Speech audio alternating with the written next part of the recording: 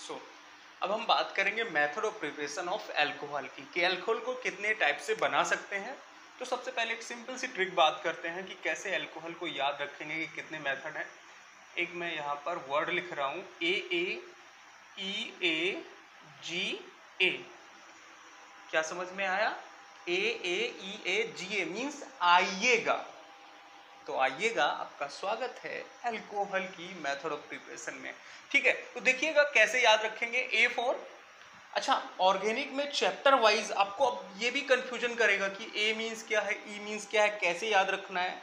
तो आपको ये पता होना चाहिए जितने चैप्टर्स हैं उन चैप्टर्स के जो नाम हैं उन्हीं को यहाँ पर आप पेस्ट कर दो और बारी बारी से। सबसे पहला चैप्टर ऑर्गेनिक में क्या आता है? हाइड्रोकार्बन। हाइड्रोकार्बन में A मीन्स क्या होता है? Alkene.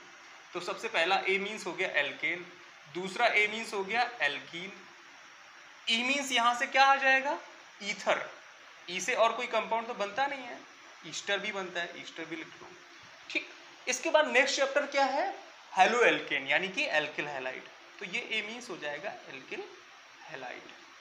G means most popular Grignard reagent.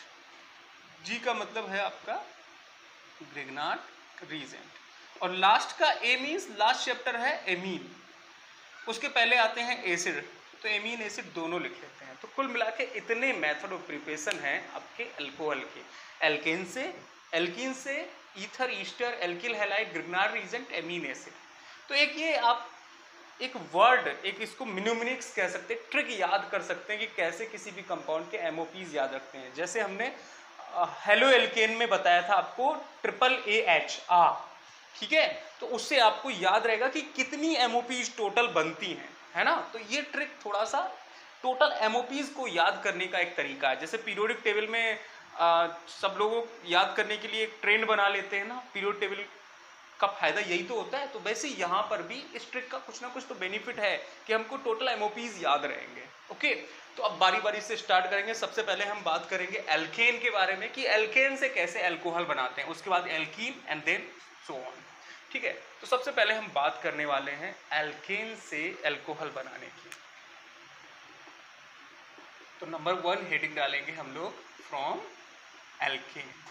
Okay, देखिए एल्केन से अल्कोहल कैसे बनाते हैं। Alkane general formula RH। ठीक, एल्केन का सबसे पहले क्या करते हैं? कॉन्सेंट्रेटेड H2SO4 के साथ रिएक्शन कराते हैं। तो ये जो H2SO4 टूटता है, एक्चुअली देखो RH में, यहाँ पर एल्केन में ये टूटता है एल्केन में R-H+, ठीक है, और यहाँ ये टूटेगा SO3H और OH-, SO3H+ और OH-। तो यहाँ से देखो H+ और OH- जो है H2O बना के निकल जाएगा और हमको मिल जाएगा RSO3H। ठीक है, अब ये जो H2O निकला है, नेक्स्ट स्टेप में क्या करेंगे? इस H2O को हम ऐड ऑन कर देंगे इसके साथ। तो जैसे ही हम इस H2O को ऐड करेंगे तो ये देखो, ये फिर से अब R और S में S की इलेक्ट्रोनेगेटिविटी ज्यादा होती है। तो देखो S ये बॉन्ड टूटता है, यहाँ पे माइनस आएगा, यहाँ प्लस आएगा और H2O टूटेगा H+ OH- में। तो ये OH यहाँ पर जुड़ जाएगा और बनाएगा ROH और हमको हमारा H2SO4 वापस मिल जाएगा। H2SO3, actually H2SO3 sulphurous acid. ठीक, ये हमको वापस मिल जाता है। क्लियर? तो ये आपका एल्केन से हम लोग अल्कोहल बना सकते हैं। ये देखिए हमको अल्कोहल मिल गया है और ये हमारा एल्केन था। क्लियर हुआ? ठीक है, अब नेक्स्ट बात करेंगे फ्रॉम एल्कीन। ये उतनी इंपॉर्टेंट ट्रिक वो मतलब रिएक्शन नहीं है जितनी एल्कीन से है। तो नेक्स्ट रिएक्शन बात करते हैं फ्रॉम एल्कीन।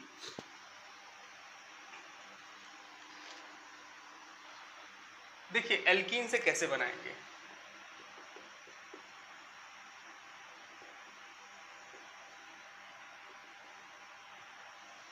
एल्कीन से बनाने की कई मेथड ऑफ प्रिपरेशन है, यहां पर हम 2 बताएंगे जो बहुत इंपॉर्टेंट है। सबसे पहली है बाई हाइड्रेशन ऑफ एल्कीन।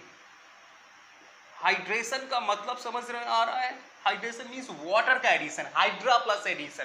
तो बाई हाइड्रेशन ऑफ एल्कीन यानी कि वाटर को एल्कीन में जब ऐड करेंगे तो हमारा क्या बन जाएगा? अल्कोहल बन जाएगा। ठीक है, कैसे बनेगा देखिए। हमने ले लिया 2 कार्बन की एल्कीन, दैट इज एथिलीन। ठीक, इसकी वाटर के साथ रिएक्शन कराएंगे इन प्रेजेंस ऑफ H2SO4। देखिए डायरेक्ट मेथड याद रखिए, जैसे पहले H2SO4 टूटेगा, इसमें यहां से H निकलेगा, यहां पर जुड़ जाएगा SO3H। ठीक है, एक तो ये आपका मेथड है, वो थोड़ा सा लंबा पड़ेगा। हम सीधे याद रखेंगे कि देखो हाइड्रेशन में क्या होगा, पहले सल्फ्यूरिक एसिड रिएक्शन करता है लेकिन फिर बाद में निकल जाता है, क्योंकि सल्फ्यूरिक एसिड का काम है कैटलिस्ट का। हम सीधे इसको इस तरह से सिंप्लीफाई कर सकते हैं, H2 को तोड़ो H+OH- में, ये बॉन्ड टूटेगा इस तरह से, चाहे किधर भी तोड़ दो सेम ही प्रोडक्ट बनेगा। यहाँ पे आएगा माइनस, यहाँ पे आएगा प्लस, देखो बनेगा CH2 सिंगल बॉन्ड CH2, यहाँ पे क्या आया प्लस, यहाँ पे क्या है माइनस, CH2 माइनस से जुड़ जाएगा ये, और OH माइनस यहाँ जुड़ जाएगा। तो देखो CH2 और H क्या बना लेगा CH3, और CH2 प्लस है और OH जुड़ जाएगा तो क्या बनाएगा CH2OH। तो यहाँ से हमको इथाइल अल्कोहल मिल जाएगा। ठीक है, रिएक्शन दो स्टेप ही है, जैसे हमने एल्केन में किया था वैसे यहाँ करेंगे। पहले सल्फ्यूरिक एसिड रिएक्ट करता है एंड देन वाटर रिएक्ट करता है। लेकिन आप डायरेक्ट याद रखो कि डायरेक्ट कैसे बनेगा, एथिलीन में वाटर का एडिशन कराओगे तो वाटर का H आयन जो है वो एक CH2 से जुड़ जाएगा और OH आयन दूसरे CH2 से जुड़ जाएगा, तो इस तरह से हमारा इथाइल अल्कोहल हमको मिल जाएगा। ठीक है, तो बहुत आसान है hydration of alkene, I think सबको क्लियर हुआ होगा। ठीक है, कर लेंगे। नेक्स्ट रिएक्शन इंपॉर्टेंट रिएक्शन है by hydroboration oxidation of alkene.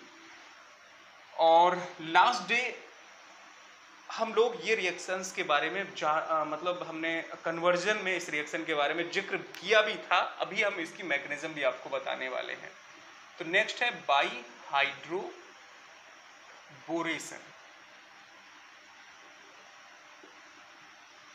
इसमें क्या करते हैं, हम कोई एल्कीन ले रहे हैं, मान लो हमने ले ली एल्कीन RCH-CH2, और इसमें हम डाइबोरेन की रिएक्शन कराते हैं B2S6 की, और हमारा अल्कोहल हमको मिल जाता है।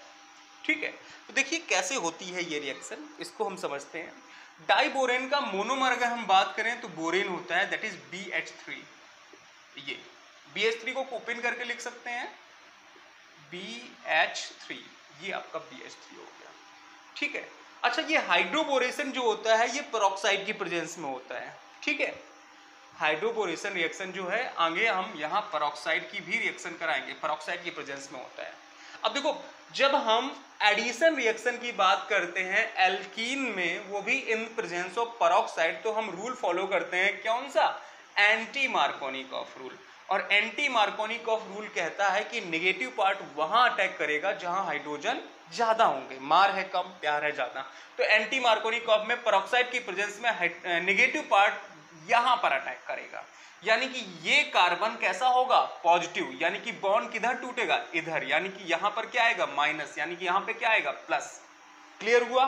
तो ये देखो RCH-CH2 आपके बन जाएंगे टूट के कुछ इस तरह से, यहां पे माइनस यहां पे प्लस, ये कंपाउंड टूट गया। BH3 में बोरान और हाइड्रोजन में कौन ज्यादा नेगेटिव, बोरान, बॉन्ड टूट गया, यहाँ पे माइनस यहाँ प्लस। इसी तरह इसको भी तोड़ दो, यहाँ पे प्लस यहाँ पे माइनस, इसको तोड़ो यहाँ पे प्लस यहाँ पे माइनस, यानी कि बोरान पे आ जाएंगे total 3 negative charge, hydrogen 3H+ बना के निकल जाएगा। और ये अब देखिए हमारे पास एल्कीन एक है, हम अपनी सुविधा के अनुसार कई एल्कीन ले सकते हैं, डिपेंड करता है कि हमें कितने प्रोडक्ट चाहिए और हमारी रिएक्शन कब बैलेंस होती है। ठीक है, तो देखो यहाँ पर हमारे पास 3 नेगेटिव चार्ज है और यहाँ पर कितना है 1 नेगेटिव चार्ज, यहाँ पर 3 पॉजिटिव चार्ज, यहाँ पे कितना है 1 पॉजिटिव चार्ज। तो कितने नेगेटिव चार्ज होने चाहिए जो ये पॉजिटिव कैंसिल हो जाए, 3, और कितने पॉजिटिव चार्ज होने चाहिए जो ये नेगेटिव कैंसिल हो जाए, 3। तो यानी कि हम एल्कीन ले रहे हैं टोटल 3, तो हमने ले लिया 3 एल्कीन, एक की जगह हम क्या कर रहे हैं 3 एल्कीन ले रहे हैं, RCH-CH2 RCH-CH2। बात क्लियर हो रही है? मैं बिल्कुल ही डिटेल में आपको समझा रहा हूं। ये आपके 3 एल्कीन के 3 आयंस मिल गए और ये हमारे 3 आयंस मिल गए। ठीक है, अब देखो ये जो नेगेटिव पार्ट्स हैं CH-, CH-, CH-, इन नेगेटिव पार्ट पर ये H+ अटैक कर जाएगा, बताओ कर जाएगा, बना लेगा RCH2, ये बनाएगा आपका, देखिए मैं यहां लिख दे रहा हूं, ये बनाएगा RCH2CH2। ठीक है, और CH2 पे प्लस चार्ज, ये H+ यहां पे अटैक किया तो माइनस और प्लस कैंसिल, ऐसे ही दूसरा बन जाएगा RCH2CH2 प्लस और उसके बाद RCH2CH2 प्लस। ठीक, यानी कि ये नेगेटिव चार्ज कैंसिल हो गया और H यानी कि हाइड्रोजन वहां पे जुड़ गया। अब ये बोरान बचा है ना, बोरान 3 नेगेटिव, यहाँ पे 3 पॉजिटिव, यानी कि बोरान जो है, बोरान ये जो 3 नेगेटिव है, एक नेगेटिव इस पॉजिटिव के साथ बॉन्ड बनाएगा, दूसरा नेगेटिव इस पॉजिटिव के साथ बॉन्ड बनाएगा, तीसरा इसके साथ बॉन्ड बनाएगा, यानी कि हमको कुल मिला के प्रोडक्ट मिल जाएगा RCH2CH2 और ये 3 है, कितने हैं 3, और आगे बॉन्ड खाली है और इससे जुड़ जाएगा बोरान, यानी कि RCH2CH2 का होल थ्राइस और B, ये हमको प्रोडक्ट मिल रहा है। क्लियर हुआ? तो जब हम एल्कीन का बोरेन के साथ रिएक्शन कराएंगे तो पहला प्रोडक्ट हमको ये मिलेगा। यहां तक नोट करिए, उसके बाद अगले स्टेप में हम पेरोक्साइड की रिएक्शन इसमें करते हुए दिखाते हैं। ठीक है, नोट कर लीजिए। क्लियर हुआ? देखिए अब आगे बात करते हैं। तो हमको RCH2CH2 का होल थ्राइस B मिल चुका है, ये प्रोडक्ट हमको मिल चुका है। इसको क्या कर रहा हूं मैं, उठा के लिख ले रहा हूं और खोल करके लिख रहा हूं ताकि आपको समझ में आए। कुछ इस तरह से हमको ये मिला हुआ है, यही तो है प्रोडक्ट, बताओ। ठीक है, इसकी हम पेरोक्साइड के साथ रिएक्शन कराते हैं, दैट इज H2O2, यही है H2O2 पेरोक्साइड। ठीक, देखिए पेरोक्साइड जब भी रिएक्शन करता है तो फ्री रेडिकल मैकेनिज्म से करता है, यहां से बॉन्ड टूटेगा, एक OH आयन एक OH आयन, ठीक है। और जब फ्री रेडिकल एक बॉन्ड, एक कंपाउंड फ्री रेडिकल है तो दूसरा भी फ्री रेडिकली ही टूटता है। तो यहां से देखो बोरान कार्बन की इलेक्ट्रोनेगेटिविटी डिफरेंस कॉमन होती है, तो यहां से ये बॉन्ड टूटेगा, ये बॉन्ड टूटेगा, ये बॉन्ड टूटेगा, तो आपको मिल जाएंगे 3 RCH2CH2 फ्री रेडिकल मिल गए। और बोरान पे कितना फ्री रेडिकल आ जाएगा, 1 2 3, देखो एक फ्री रेडिकल, दो फ्री, एक बोरान पे 3 फ्री रेडिकल आएंगे और 3 आपके RCH2CH2 फ्री रेडिकल बनेंगे। अब देखिए 3 फ्री रेडिकल ये, 3 फ्री रेडिकल ये, हमारे पास क्या है, एक एक है, तो हम क्या करें, पेरोक्साइड 3 ले रहे हैं, तो 3 OH आयन फ्री रेडिकल और यहाँ पे 3 OH ion free radical, 3 OH ion free radical इससे जुड़ जाएंगे, इस कंपाउंड से 3 है तो 3 जोड़ दोगे, 3 OH फ्री रेडिकल, तो ये देखो ये OH फ्री रेडिकल और ये CH2 फ्री रेडिकल मिलके बॉन्ड बना लेगा, यानी कि हमको मिल जाएगा प्रोडक्ट कुछ 3 RCH2CH2OH, ये मिल गया। और बोरान पे 3 फ्री रेडिकल हैं तो 3 OH तो यहां यूज कर लिए हमने, 3 OH बचे हुए ना, वो 3 OH इसके साथ जोड़ देंगे, तो देखो ये क्या हो जाएगा, BOH का होल थ्राइस, और इसको मैं लिख सकता हूं क्या, H3BO3 करके लिख सकता हूं। बात क्लियर हुई? एक बार फिर से समझिएगा।